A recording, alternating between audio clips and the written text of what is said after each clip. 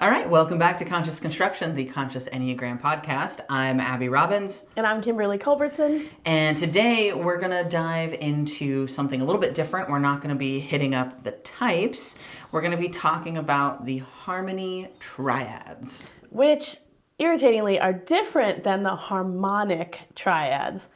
So it is one of the more confusing elements of Enneagram.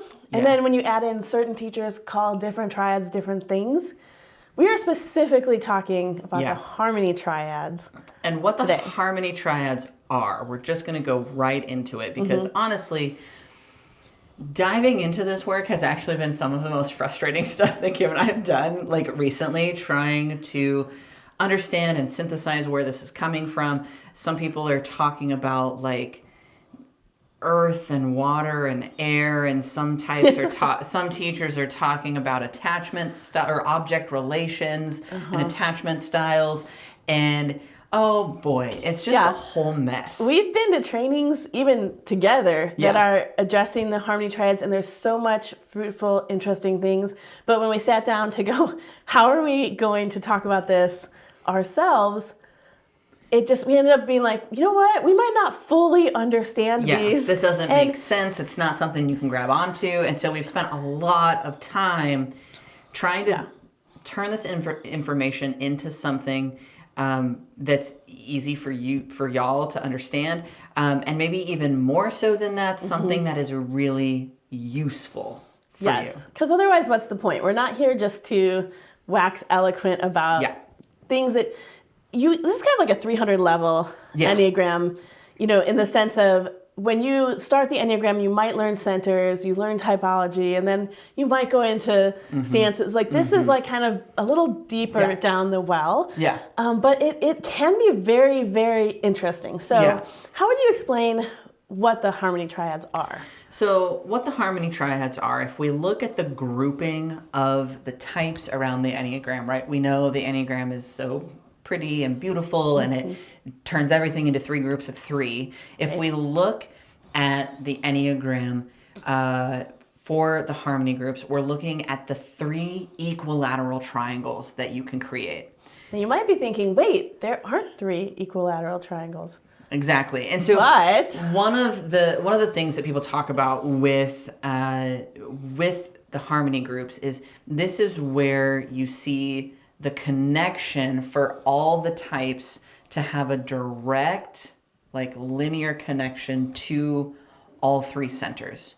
So if you look at the standard Enneagram shape, we have the circle, then we have the triangle, and then we have the funny shape called the hexad. The hexad. And the hexad, some teachers, when they wax poetic about the Enneagram, right, they talk about how this hexad is designed to show us how we're in a fallen world, right? How something has gotten broken and disconnected, right? And not every type around the center has direct access to all 3 of their centers of intelligence, right? And so instead of it being 3 equilateral triangles lined up on each other, there's this funny break at the bottom where instead of the 4 line going to 7, it switches to 1, right? I'm like, no, it goes to 2, right? It flips all the way in the other direction. So instead of it going to 4, instead of 4 going to 7, 4 goes to 2. Yeah, because it goes 1 to 4, and then it bounces back up to 2. But if you were to go 1 to 4 to 7 to 1, you would get that equilateral triangle. And then on the other side, the 5, instead of going to 2, kind of bounces back to 7. Right. So we've gotten some things mixed up, some wires crossed. Right. And so some teachers will talk about the gap at the bottom of the Enneagram because the hexad doesn't close at the bottom. So you have the 3, 6, 9 are on that equilateral triangle already, but then because of the way they bounce back up, you have this space between the 4 and the 5. And so some teachers will even talk about how the 4 and the 5 are the furthest, they can't reach each other as easily as the other types because there's this chasm. And so by closing those triangles, instead of bouncing up to go across, you're able to then kind of close that as well. So when we talk about the harmony groups, some teachers talk about it in this sense of this is the ideal, this is what we're working towards. which like I can totally get down with, right? Like that's a cool way of conceptualizing it. But there's something really interesting that even though the Enneagram is what it is, and we have this like broken bottom or whatever you want to call it, I like to call the space between 4 and 5 the existential hole, right? Or that existential hole, and 4s and 5s know what I'm talking about. They're like, yeah, I live right next door to that. Yeah, it's my backyard. Right there. What we're looking at is there's actually a lot of similarities in how these types are relating, and some teachers have even gone as far as to like kind of attach this or overlay this with object relations. And so I think that's a really helpful way of looking at it, because there's something in common with these types that you don't find in the others. And so we're going to go through the 3 different triads that are set up. Yeah, and as I have been thinking about this and processing the harmony triads, I'm actually looking at it through the lens of how do these types look for harmony? How are they trying to achieve harmony? Yeah. Kind of get out of that existential gap, if you will. Yeah. And so there's these 3 triangles if you close that gap, and it's kind of 3 ways that you're seeking harmony, that you're kind of chasing harmony. Yeah. So we'll start off with the Pragmatists. So we just finished diving into 3, 6, and 9 in our earlier episodes this season. And so 3, 6, and 9 are considered the Pragmatists in the harmony groups. Right.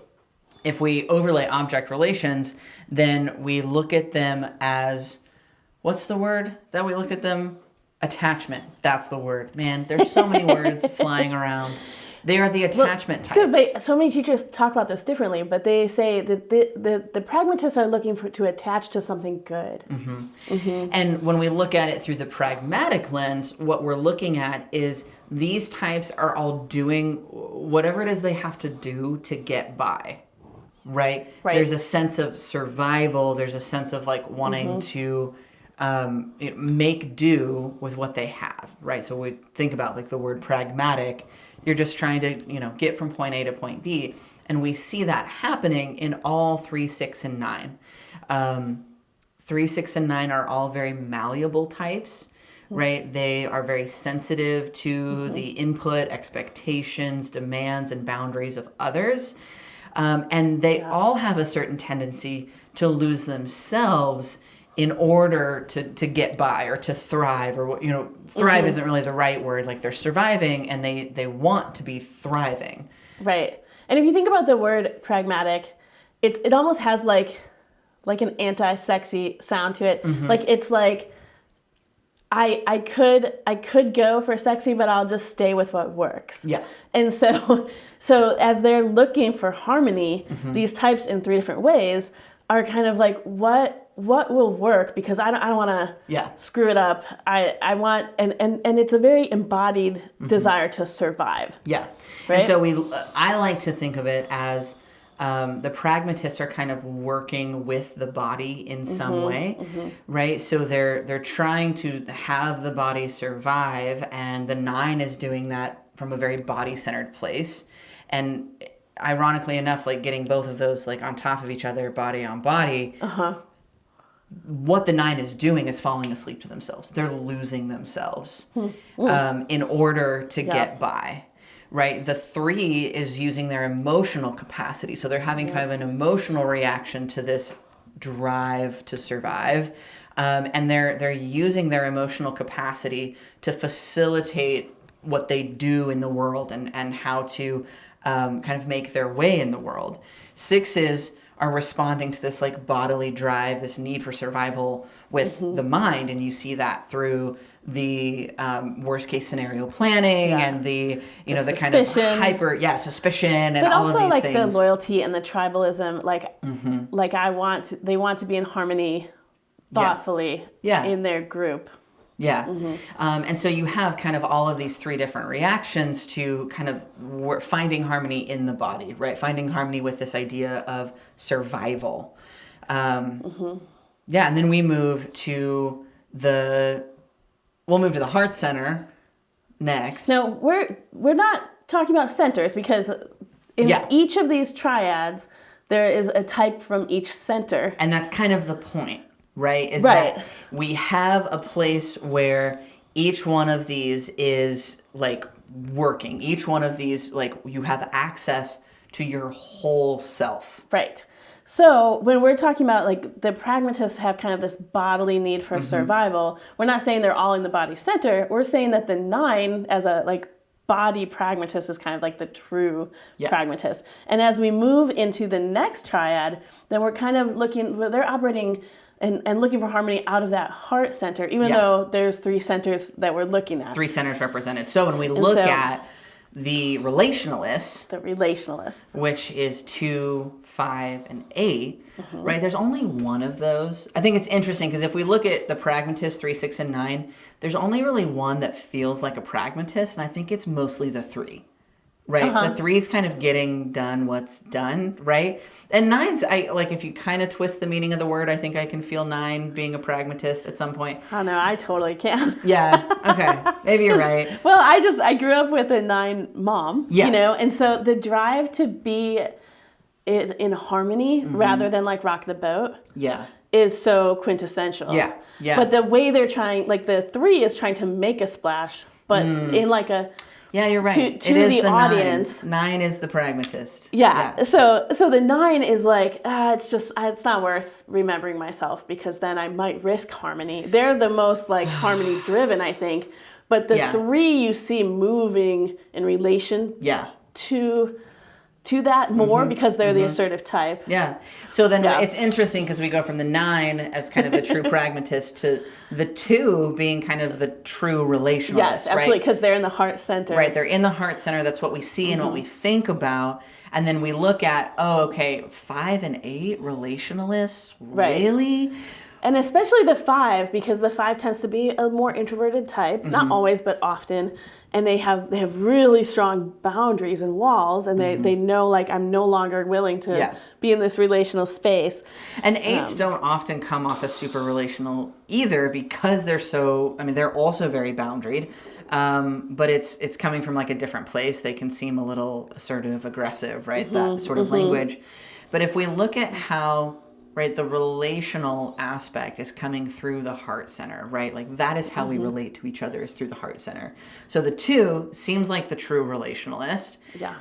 But if we look at the idea of relationship or connection through the body center, then 8 really is the ideal expression of that because your body is all about boundaries. Yeah. Right? So there's kind of this, like, fleshed out, boundaried experience of relationship, right? You need boundaries in a relationship. 8s are actually really good at that. And then we move to 5. And 8s they have a very embodied, intense way of relating. Yeah. So when you are in a relationship with an 8, like, you feel the intensity of that, and they're bringing that embodiment into that relational space. Whereas the 5 is in some ways the opposite. Yeah, so as we look at the 5s, when we kind of put this heart-centered capacity in reaction to the head center, right? The head center kind of working with this, then there's a real need for, like, stepping back and objectivity. Yeah, right? They really want to see their relationships clearly. Yeah, and see their role in the relationship clearly, right? So 5s really being driven by competency and this desire to, like, do things well and by the book. It really drives them into this space of, like, stepping back and, like, I really want to see and understand what's happening, the dynamics of what's going on, what's my part in it, what's my place in it. And so when you see all of these things put together, when we look at the 2, we think, oh yeah, of course, they're very relational. Right. They are very heart-centered. They're very selfless. When we look at these, we're like, oh, we need all 3 balanced in order to be good in our relationships.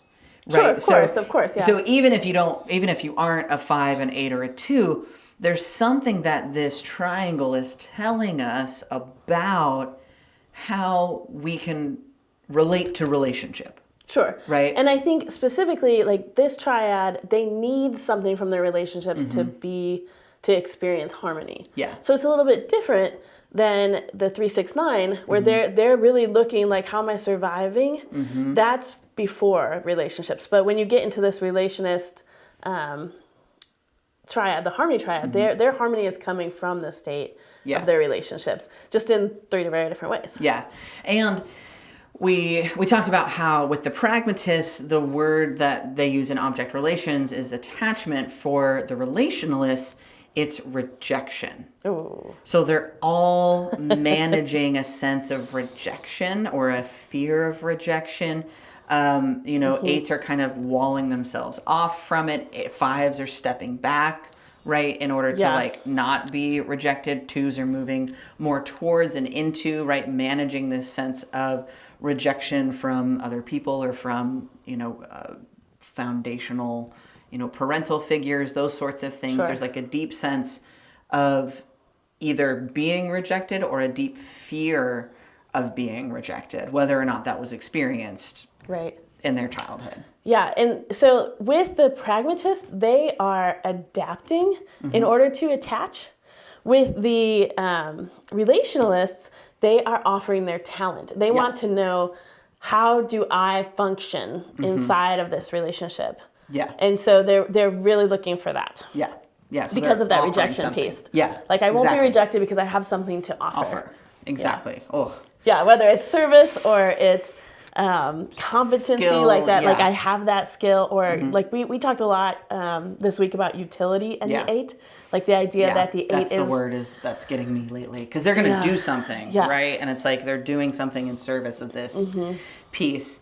And then we move to the 4, 7, and 1, the idealist. best one.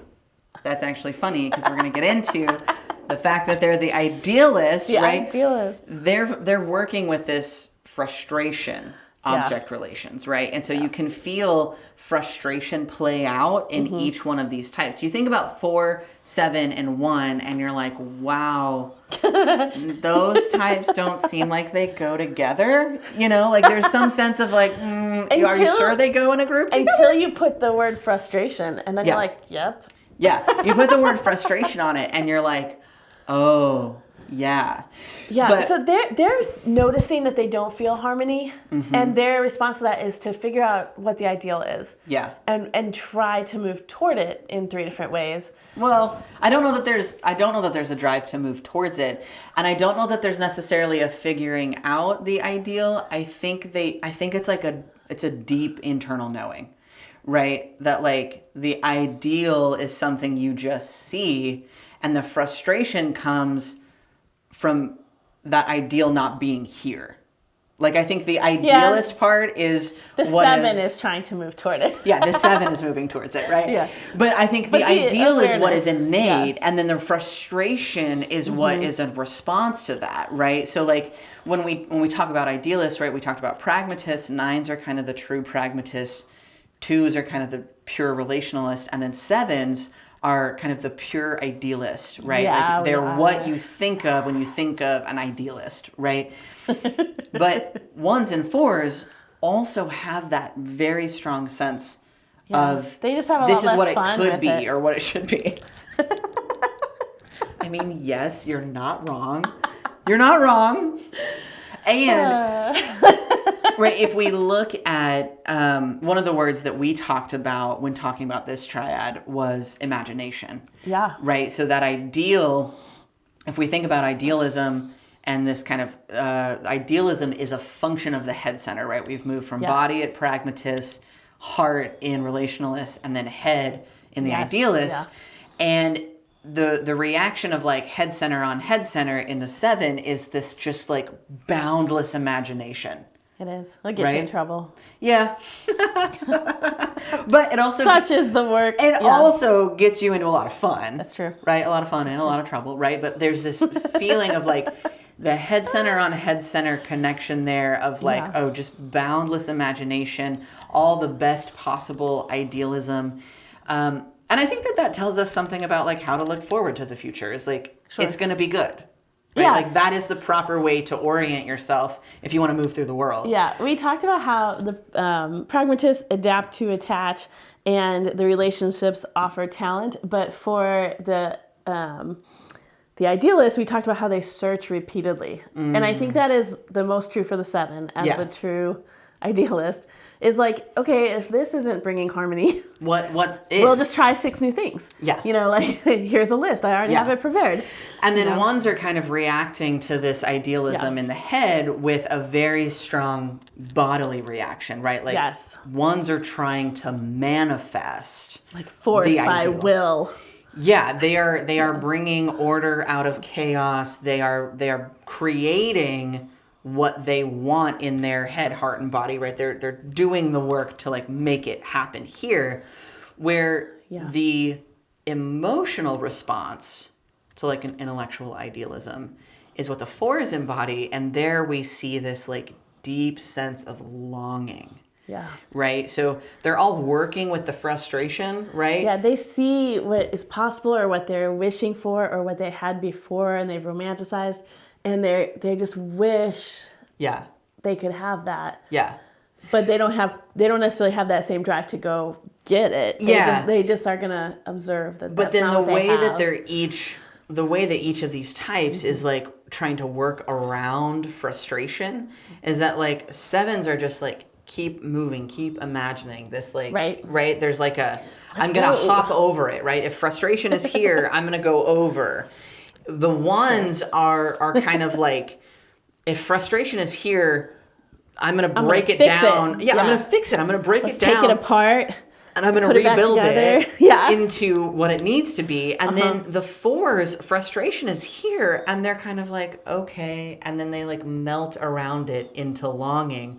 They don't really like the longing and the kind of, I don't know, the kind of sweetness that 4s experience with this sense of longing is actually, it's what is keeping them from taking action around what they want, and it's keeping them from really feeling the pain or the sting of the frustration that they're experiencing. Yeah, and I do think 4s sometimes live in this internal fantasy, especially when... Well, do you think it's especially when they're not doing well that they're kind of retreating into... I have that feeling, but I'm not sure if it's true now in real time. Just a moment here. Honestly, I think that it's kind of constant. Like, I think Danielle would say that it's constant. Okay. But the rest of us are more annoyed by it when the 4 is doing less well. Maybe that's when I've experienced it the most. Yeah. But it's almost like they recognize what they're wishing for is not here. But rather than assertively go get it, they retreat into almost a fantasy world where they're like manufacturing it internally. And so there is some harmony to retreat into that. I don't even know that if they're also feeling the melancholy. I don't know that it's like that they're manufacturing it internally. I really think it's that they are experiencing something really valuable in the longing for it. Like the longing is creating a space that makes it comfortable to not have it. I think you're struggling with that because you really want it. You're like, how on earth could anyone not want the thing? I feel like the weird, the hard thing for me, I love I could go on a whole diatribe, but we're gonna record that episode next, so you'll hear it next week. Get excited. But it's hard for me to understand how longing and melancholy can lead to harmony, and that, of course, is like. I'm a 7. Yeah. You're not shocking. Those are the most disharmonious things that you could possibly experience. That does not equate to harmony for me. But I have heard teachers talk about it. So now I really want to ask Danielle. We might need to have like a little... pull her in on the type 4. Instagram live or whatever. Say like... there is something sweet in the internal world for a 4. I think harmony... If we switch to like a musical perspective and we think about harmony... Are you going to sing? No. I could bust out my guitar, though. It might actually illustrate this point. But there are certain harmonies that are consonant, right? That we like the sound of. That are traditionally sweet sounding. And then there are harmonies that are dissonant. Right? That to some ears are like, ugh. Right? Yeah. But to others, are really exciting and comfortable and interesting and desirable. That is a So I key word. think the difference lies between the 4 and the 7 is that a 7 is like the major chord and the 4 is the minor chord, right? There's harmony in both, but they sound very different. Does that feel like a good explanation? It does. It feels actually great. Yeah. I think you just told me you're basic. But I do think... In the nicest way possible. I do think that sounds very true. Yeah. And I do think there are times, even as a 7, where I really do want a melancholy song. And that is the thing that feels right in that moment. Yeah. But it's then just not you're as gonna live often there. for me. I Yeah. don't live there. But putting it into the musical space definitely helps me understand. I think musical, anytime we're talking about harmony, talking about music and the different ways that we create harmony is actually really helpful. There's a whole musical part of the Enneagram of process that's really cool. So if you want to dive into that, I'll put a link to a book that's fun. But Cool. that's kind of our rundown on the harmony triads. And I think the reason why these triads are so important is they're important for which one you find yourself in, right? So like you understanding as a 7 that there is value in this space at 4 where things are a little bit more dissonant and maybe painful or sad or whatever, and there's value for you at 1. Sure. But there's value to everyone in looking at kind of all of the pieces that come together that allow us to operate from the head center more clearly, right? To operate in this idealism in a more balanced way, right? Like idealism and imagination is beautiful and it's pure and it's amazing, but it's not complete until we have this emotional component, right? This longing, right? And then, head to the heart and the longing, and then the longing drives us to the body where we create that. Right? So this is the fully fleshed out head center, right? Where we look at the relationalists and we say, oh, there's a selflessness involved at point 2.